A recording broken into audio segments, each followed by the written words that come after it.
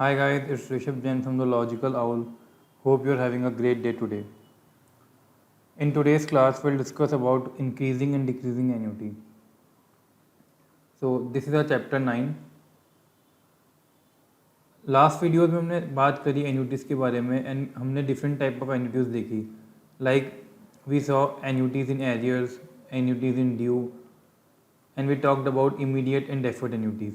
लेकिन जो एक चीज़ कॉमन थी वो ये थी कि जो हमारे पेमेंट्स थे वो सारे वन अमाउंट के थे अप टिल टाइम एट. इस चैप्टर में जो हमारा मेन कंसर्न रहेगा वो इंक्रीजिंग और डिक्रीजिंग अमाउंट्स को लेकर रहेगा. तो लेट्स से हमारे कुछ पेमेंट्स हैं एट डिफरेंट टाइम्स. पहले हम बात करते हैं और समझते हैं कि we always calculate the present value by first principle. तो हम पहले बात करते हैं कि फर्स्ट प्रिंसिपल क्या होता है. लेट्स से ये हमारे टाइम्स हैं एंड फर्स्ट टाइम पे जो हमारा पेमेंट है वो है x1 का, सेकंड टाइम पे x2, थर्ड पे x3 एंड xn पे xn. Now if I want to calculate the present value at time zero of this payment, तो मैं क्या करूँगा. मेरा फर्स्ट जो कॉन्सेप्ट होता है, जो सबसे बेसिक कॉन्सेप्ट हमने पढ़ा था, वो पढ़ा था कि हम पहले वाले अमाउंट को लेके आएंगे टाइम जीरो पे, देन हम सेकंड अमाउंट वाले अमाउंट को लाएंगे टाइम जीरो पे, देन थर्ड वाले को लाएंगे टाइम जीरो पे एंड सो ऑन सारे अमाउंट्स को लाएंगे हम टाइम जीरो पे. तो जो हमारी इक्वेशन बनेगी या फिर जो हमारा एक्सप्रेशन बनेगा इनके लिए वो बनेगा x1v plus x2v square plus x3v cube and so on until xnv to the power n. या फिर इसको हम सिंप्लीफाई करके ले सकते हैं summation i equal to 1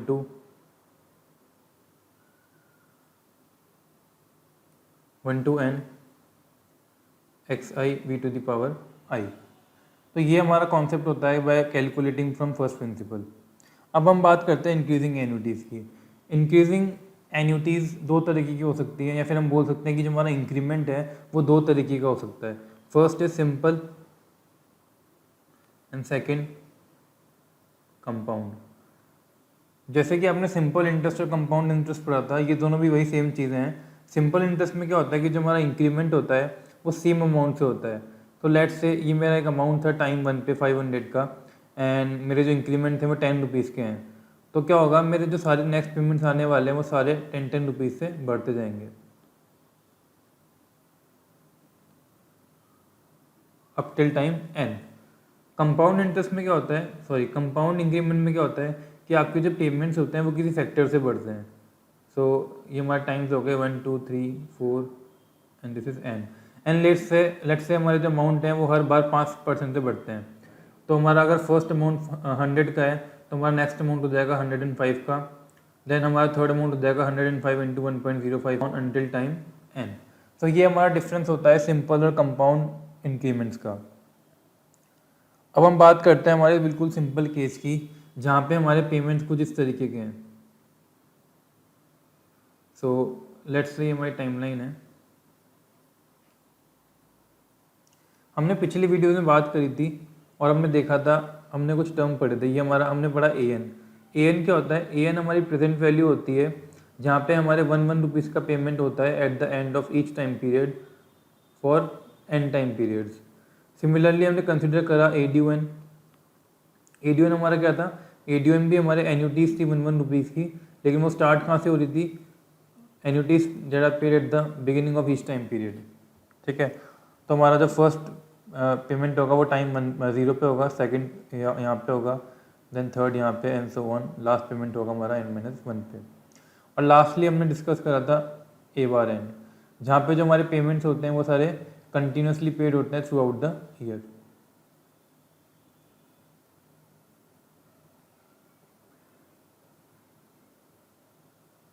okay. अब हम बात करेंगे हमारे नए कॉन्सेप्ट की और इंक्रीजिंग एन्यूटीज़ की प्रेजेंट वैल्यू की. तो अगर ये मेरे पेमेंट्स को जिस तरीके के हैं, लेट्स से ये मेरा टाइम 1 है जहाँ पे मेरा पेमेंट है 1 रुपीज़ का, टाइम 2 पे मेरा पेमेंट है 2 रुपीज़ का, टाइम 3 पे है 3, 4 पे 4 and so on time n पे n. अगर इस तरीके के मेरे सारे पेमेंट्स हैं और मैं इनकी प्रेजेंट वैल्यू टाइम 0 पे कैलकुलेट करना चाहता हूँ, तो that will be called my IAN. इसके लिए एक नया सिंबल हम बता रहे हैं और ये सिंबल है IA ब्रैकेट n.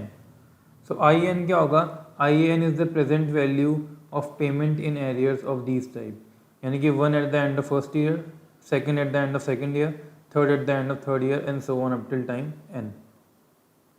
सो अगर हम फर्स्ट प्रिंसिपल से इसकी इक्वेशन बनाना चाहें और प्रेजेंट वैल्यू निकालना चाहें तो क्या बनेगी, पहला अमाउंट है हमारा 1 रुपीज़ का, उसकी प्रेजेंट वैल्यू टाइम 0 हो जाएगी हमारी v। सेकेंड है हमारा 2v², then 3v³ and last term will be nvn। अब अगर आप इस टर्म को अच्छे से देखेंगे, इन सारी सीरीज को देखेंगे तो this forms an AGP। AGP क्या होती है, AGP हमारी होती है अर्थमेटिको ज्योमेट्रिक प्रोग्रेशन। आपने AP के बारे में पढ़ा होगा, अर्थमेटिक प्रोग्रेशन, आपने GP के बारे में पढ़ा होगा। अगर हम इन दोनों को कंबाइन करते हैं तो हमारा बनता है AGP। हमारी AP क्या होती है, AP हमारी इस तरीके से होती है जब पे हमारी फर्स्ट टर्म लेट से A है और हमें एक डिफरेंस दिया जाता है और हमारी जो कोई सी भी दो टर्म्स होती है उनके बीच का डिफरेंस सेम होता है। तो हमारी नेक्स्ट टर्म आएगी A+D, A+2D, A+3D and so on. Similarly हमारी GP जो होती है, GP में क्या होता है, हमारी फर्स्ट टर्म अगर R है तो किसी भी दो टर्म्स का रेशियो सेम होता है तो हम उसे GP बोलते हैं। तो हमारी नेक्स्ट टर्म आएगी लेट से AR, AR², AR³ and so on. अब यहाँ पे हमारे वाले केस में क्या हो रहा है, हमारे वाले केस में जो हमारी टर्म्स हैं उन सारी टर्म्स में v तो मल्टीप्लाई हो ही रहा है, लेकिन साथ ही में अगर आप कोफिशिएंट्स कंसीडर करें इन टर्म्स के तो क्या हो रहा है, इन कोफिशिएंट्स के अंदर, उन कोफिशिएंट्स के अंदर एक AP बन रही है। हमारे कोफिशिएंट्स हैं 1, 2, 3, 4, 5 एंड n तक।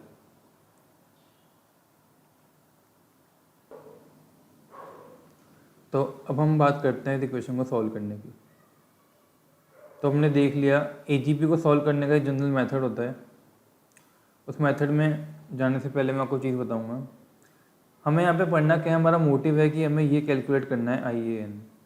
हमारे पास एक इक्वेशन ऑलरेडी है, हम क्या करेंगे, हम इस इक्वेशन में से v कॉमन ले लेंगे तो हमारा बचेगा 1 + 2v + 3v² + nvn-1। और v हमारा क्या होता है, v होता है हमारा 1 + i, और ये टर्म्स हमारी एज इट इज़ सेम आएंगी यहाँ पे। और इस 1 + i को मल्टीप्लाई कर देंगे हम LHS में तो हमारे को एक नया इक्वेशन मिलेगा कुछ इस तरीके का, 1 + i IAN = 1 + 2v + 3v² + and so on. अब हमें क्या हुआ, हमारे पास अब दो इक्वेशंस हैं, पहली इक्वेशन है हमारी ये वाली और सेकंड इक्वेशन है हमारी ये वाली। हमारे पास दो इक्वेशन है, एक अननोन है, तो we can use the substitution method to compute the value of IAN। तो हम क्या करेंगे, हम सेकंड इक्वेशन में से फर्स्ट इक्वेशन को लेस कर देंगे। हमारी सेकंड इक्वेशन है कुछ इस तरीके की, 1 + i IAN = 1 +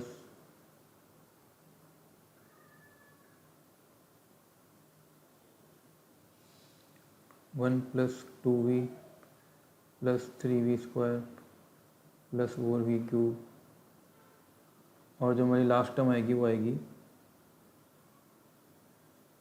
+n-1 vn-2 + nvn-1। ठीक है, और ये हमारी थी सेकेंड इक्वेशन। और जो हमारी फर्स्ट इक्वेशन थी वो हमारी कुछ इस तरीके से थी, v + 2v² + 3v³ प्लस जो लास्ट टर्म थी हमारी वो थी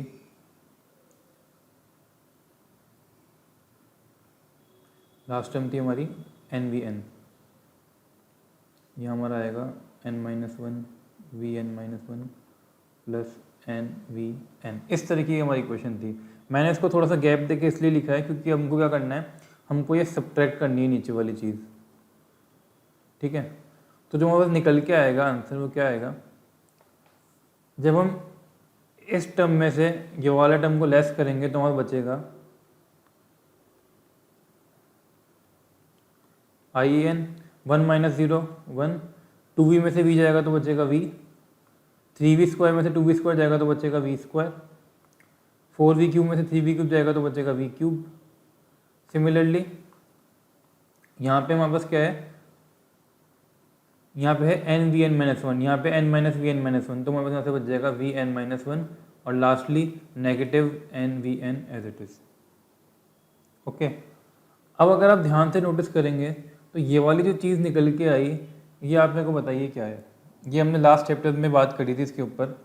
this is nothing but our a due n, और ये n we n as it is. Why is this a due n? A due n क्या होती है हमारी? ए ड्यू एन हमारी होती है present value that is paid at the starting of each time period for n years. ठीक है, तो वो ये सेम हमारा यही हो रहा है, यहाँ पे भी क्या हो रहा है, 1 इंटू वी स्क्वायर क्या हो रहा है हमारा, ये सारे 1 मिलियन रुपीज़ के पेमेंट है at the start of each year. So हमारे पास जो जनरल रिजल्ट निकल के आया वो क्या आया, we get at I A N equals to A due N minus N we N upon I. This is our result.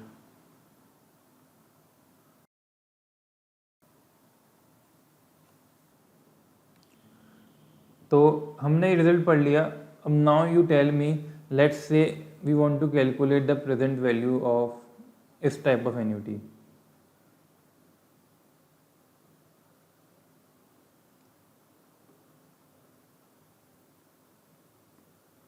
Let's say हमारा फर्स्ट पेमेंट है 500 रुपीज़ का, देन 501, 502 एंड 509।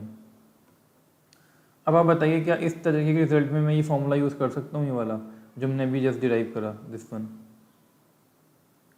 अगर आप इसको यूज़ करेंगे इन, इफ़ यू आर थिंकिंग कि आप इसको 500 इंटू आई एन करके निकालेंगे तो लेट्स सी क्या आएगा। 500 ये होता है हमारा v plus 2v square plus 3v cube,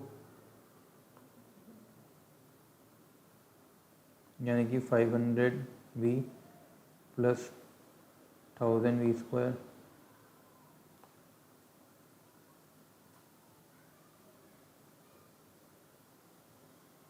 तो नाउ यू कैन रिलेट की प्रॉब्लम क्या आने वाली है। प्रॉब्लम क्या आएगी, अगर हम फर्स्ट प्रिंसिपल से जाएं, अगर हम ये सब ना करें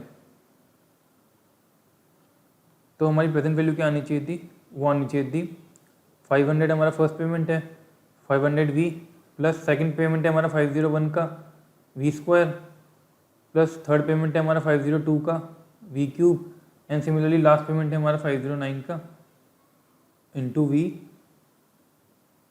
एन।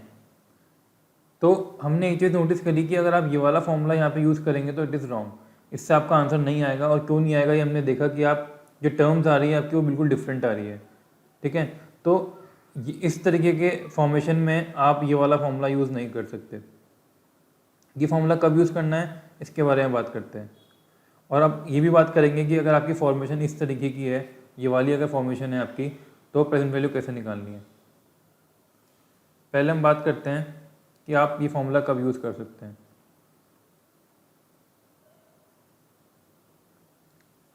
तो अगर आपके पेमेंट को जिस तरीके से हैं, मतलब यानी कि पेमेंट्स आपके मल्टीपल हैं, लाइक फॉर एग्जांपल फर्स्ट पे आपका अमाउंट है x, सेकंड पे अमाउंट है आपका 2x, थर्ड पे आपका अमाउंट है 3x, एंड n पे लेट्स से आपका अमाउंट है nx। और अगर आपके पेमेंट इस तरीके से हैं तो you can use that formula, और आपकी जो प्रेजेंट वैल्यू निकल के आएगी वो आपकी आएगी x into I A N. ठीक है, लेकिन अगर आपके पेमेंट्स एपी की फॉर्म में है, अभी हमारे यहाँ पे क्या था, यहाँ पे जो हमारे पेमेंट्स थे ये वाले, ये सारे एपी की फॉर्म में थे। अगर एपी की फॉर्म में पेमेंट्स आपके हैं तो उनके लिए निकालने के लिए अलग मेथड है, वहाँ पे आप डायरेक्टली ये वाला फॉर्मूला यूज़ नहीं कर सकते। लेकिन अगर आपके पेमेंट इस तरीके से मल्टीपल अमाउंट्स हैं x, 2x, 3x, तो आप ये यूज़ कर सकते हो। फॉर एग्जाम्पल अगर आपके अमाउंट कुछ इस तरीके से हैं, लेट्स से सॉरी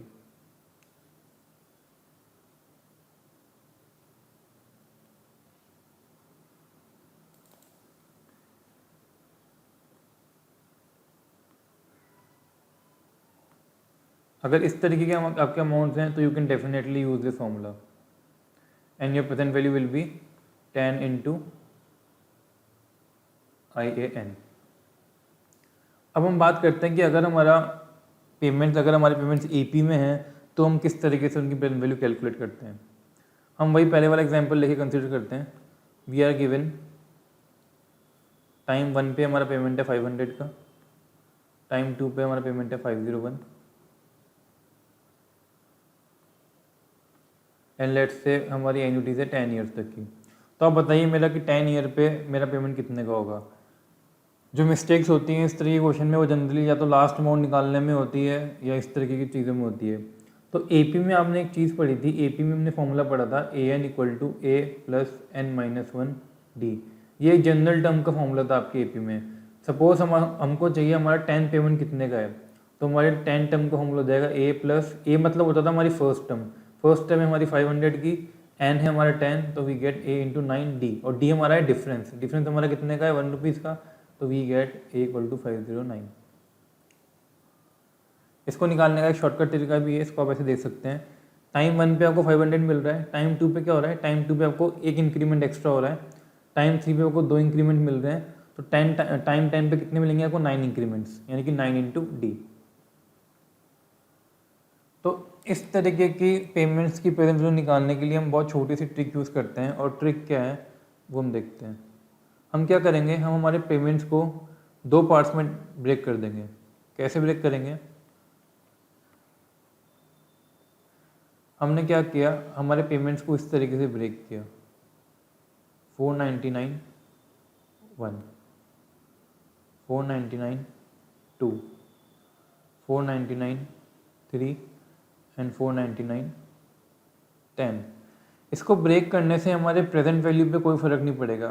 क्यों नहीं पड़ेगा, क्योंकि यहाँ पे भी हमारा कैश फ्लो 500 का था और यहाँ पे भी हमारा टोटल कैश फ्लो कितने का हो रहा है 500 का। यहाँ हमारा कैश फ्लो 502 का था, यहाँ भी हमारा कैश फ्लो कितना हो रहा है 502 का। और सिमिलरली जो हमारा लास्ट कैश फ्लो है टाइम 10 पे वो हमारा 509 का था यहाँ पे, और यहाँ पे भी 509 का ही है।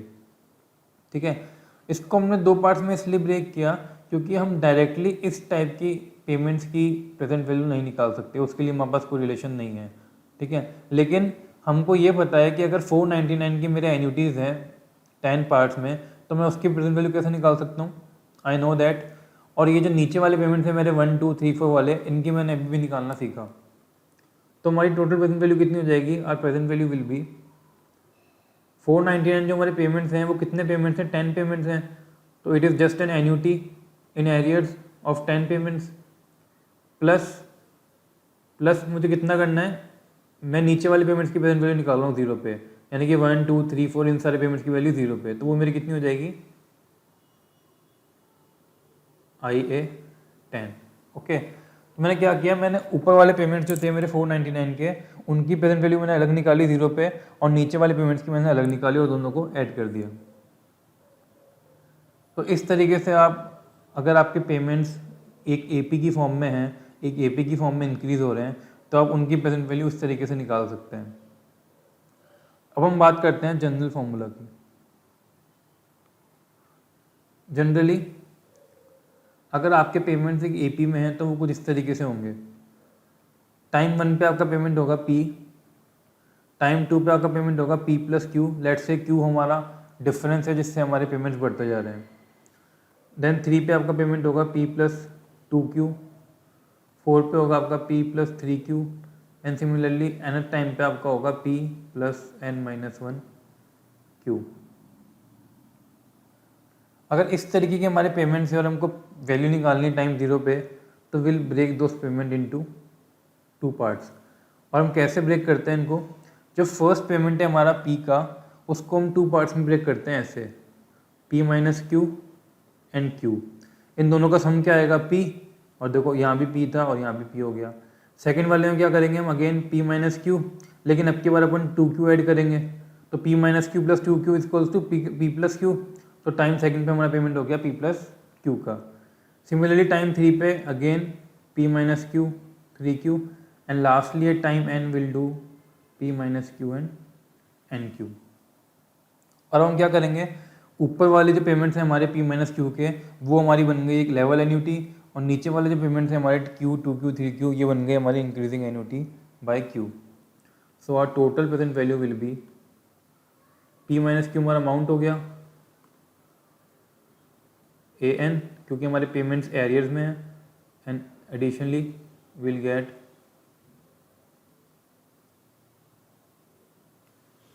QIAN।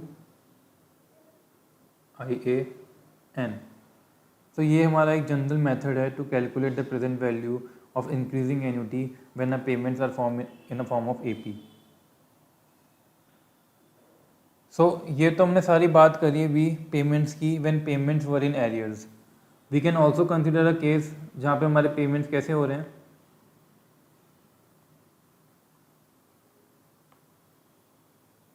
पेमेंट्स इन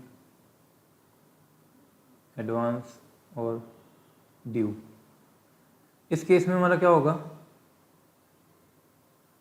हमारा फर्स्ट पेमेंट होगा टाइम 0 पे, सेकंड पेमेंट होगा हमारा सेकंड पेमेंट होगा हमारा टाइम 1 पे, थर्ड पेमेंट हमारा 3 का होगा टाइम 2 पे, एंड सो ऑन हमारा लास्ट पेमेंट होगा n-1 पे n रुपीज़ का।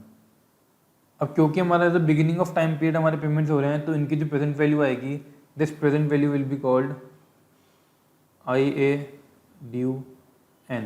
क्या होने वाला है फटाफट बिना किसी कैलकुलेशन के, यू कैन टेल इसका फॉर्मूला भी A due n minus NVN upon D।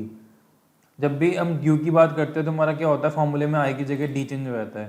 तो ये फॉर्मूला भी सेम वैसा ही है, तो ओनली डिफरेंस बीइंग कि यहाँ पे डिनोमिनेटर में I की जगह D आएगा। इसको भी हम सेम पहले वाले मेथड से डिराइव कर सकते हैं। उससे पहले हम एक रिलेशनशिप देखते हैं। अब यहाँ पे क्या हो रहा है, हमारा ड्यू वाले केस में क्या हो रहा है, जो सारे पेमेंट्स हैं आपके वो आपको एक टाइम पीरियड अर्ली मिल रहे हैं, ठीक है। पहले वाले केस में क्या था, ये 1 का टाइम, ये 1 जो अमाउंट है आपको 1 टाइम पीरियड में मिल रहा था, लेकिन यहाँ पे 0 पे मिल रहा है।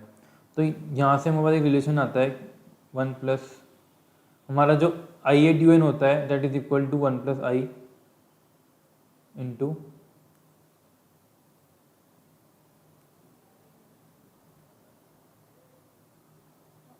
IAN। इसको मैथमेटिकली भी देख सकते हैं आप। हमारा IA ड्यू n का फॉर्म क्या बनेगा, अगर हम फर्स्ट प्रिंसिपल से जाएं तो it will be 1 plus 2v plus 3v square plus 4v cube plus NVN-1। अगर इसमें से हम 1 प्लस I कॉमन ले लें तो क्या होगा, सारी टर्म्स हमारी 1 प्लस I से डिवाइड हो जाएंगी, तो 1 अपॉन 1 प्लस I हो जाएगा v, 2v upon 1 plus I कितना हो जाएगा 2v square and so on, ये हो जाएगा हमारा NVN। This is nothing but 1 plus I equal to, okay. अब जैसे हमने ऊपर वाला केस में डिराइव किया था फॉर्मूला, वैसे हम इसमें भी कर सकते हैं। हमारा IA ड्यू n क्या होता है,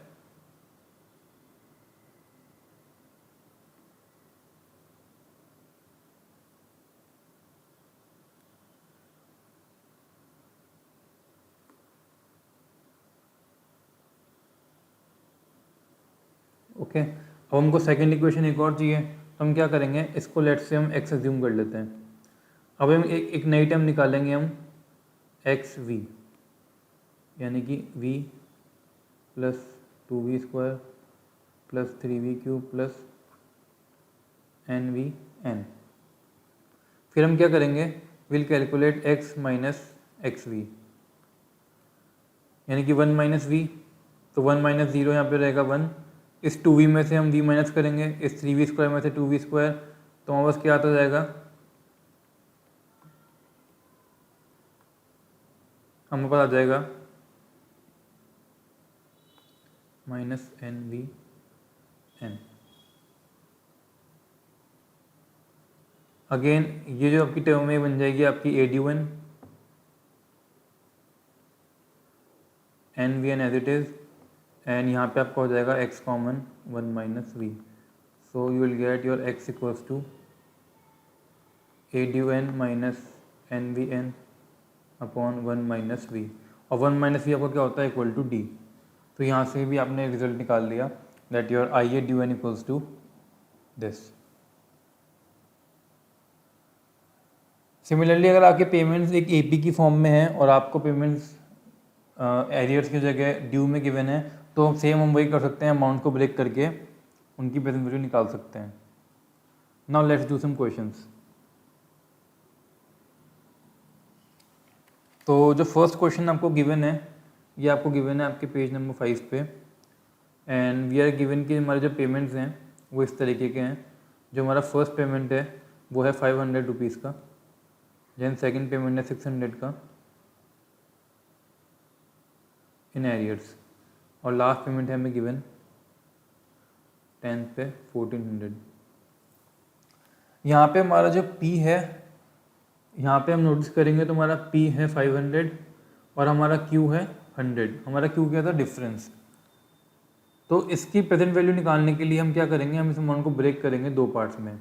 और दो पार्ट्स में कैसे ब्रेक करेंगे, पहला जो हमारा अमाउंट आएगा वो आएगा P माइनस Q, तो हमारी लेवल एन्युटी बनेगी। तो ये सब जगह हमारा 400 400 400 और 400 ये चलता रहेगा। और नीचे हमारा क्या होगा, Q 2Q 3Q और सो ऑन यहाँ पर 10Q। ग्रीन अमाउंट है और ब्लैक अमाउंट है, ये दोनों इक्वल हैं, तो हमारे कैश फ्लो पे कोई फर्क नहीं पड़ना। तो इसकी प्रेजेंट वैल्यू कैसे निकालेंगे हम, टोटल और प्रेजेंट वैल्यू विल बी 400 की तो हमारी लेवल एन्युटी है और ये पेमेंट सारे एरियर्स में हैं, और कितने पेमेंट्स हैं 10, तो 400 A10 प्लस 100 से हमारे पेमेंट इंक्रीज हो रहे हैं, नीचे वाले की निकालेंगे अब 100 200 300 की, and it will B IA10। और हमें इंटरेस्ट रेट गिवन है 8%। एक चीज़ और, एग्ज़ाम्स में आप कोशिश करिए कि जब भी आपको इंटरेस्ट रेट कुछ इस तरीके की गिवन हो कि आपको फॉर्मूला बुक में मिल सकते हैं, तो ऑलवेज़ आप फॉर्मूला बुक में से ही कॉपी करें सारे figures instead of calculating them.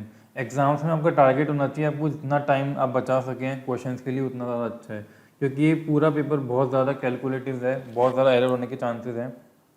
एक चीज़ और, जब भी आप कभी प्रेजेंट वैल्यू निकालें, जैसे आपने ये वाली लाइन लिख दी यहाँ पे, इसके बाद आप डायरेक्ट कैलकुलेशन मत करो। आप क्या करो, पहले आप ये सारी जो जो चीज़ें आपको जरूरत पड़ने वाली है, जैसे आपको A10 की जरूरत पड़ने वाली है, तो आप पहले A10 निकाल लो अलग से। अब चाहे आप टेबल्स में से निकालो या आप कैलकुलेट करो। अगर आपको ऐसा परसेंटेज दे रखा है जो टेबल्स में गिवन है, तो आप डायरेक्ट कॉपी कर सकते हैं वहाँ से। और आपको कैलकुलेट करना है, जैसे मान लो कोई डेसिमल्स में आपको इंटरेस्ट रेट गिवन है, तो आपको कैलकुलेट करना पड़ेगा। जो भी है आप यहाँ पर निकाल लो अलग से। तो मेरे को पता है कि मेरे को IA10 की ज़रूरत पड़ने वाली है, इस फॉर्मूले के अंदर मुझे ADU10 की ज़रूरत पड़ने वाली है, और एक टर्म आएगी NVN यानी कि 10V10 उसकी ज़रूरत पड़ने वाली है। तो मैं वो सब यहीं पे कैलकुलेट कर लूँगा एक साथ। सो माई A10 विल बी, अभी मुझे इंटरेस्ट रेट दे रखी है 8%, मैं टेबल्स में से डायरेक्टली कैलकुलेट कर सकता हूँ, और A10 विल बी 6.710। ADU10 कितना हो जाएगा, 1 + I इंटू 6.7101, ये हमारा आएगा 7.2469। Similarly I can calculate 10 into V10 यानी कि 10 इंटू 1.08, ये हमारा आएगा 4.63193। और मेरे को ज़रूरत पड़ने वाली है इस फॉर्मूले की, तो मैं ये भी अलग से कैलकुलेट कर लेता हूँ। ये मेरा आएगा ADU10 minus NVN upon I यानी कि 7.2469 माइनस 4.63193। अब देखो कितना इजी हो गया कैलकुलेट करना। अगर आप एक ही फॉर्मूले में सब चीज़ें करोगे तो मिस्टेक्स होने के चांस बहुत ज़्यादा होते हैं। Upon I is r 0.08, you will get this equal to 32.6871। अब क्योंकि हमको इंटरेस्ट रेट I = 8% गिवन था, तो हमें ये IA10 निकालने की ज़रूरत भी नहीं थी। हम क्या कर सकते थे, हम डायरेक्ट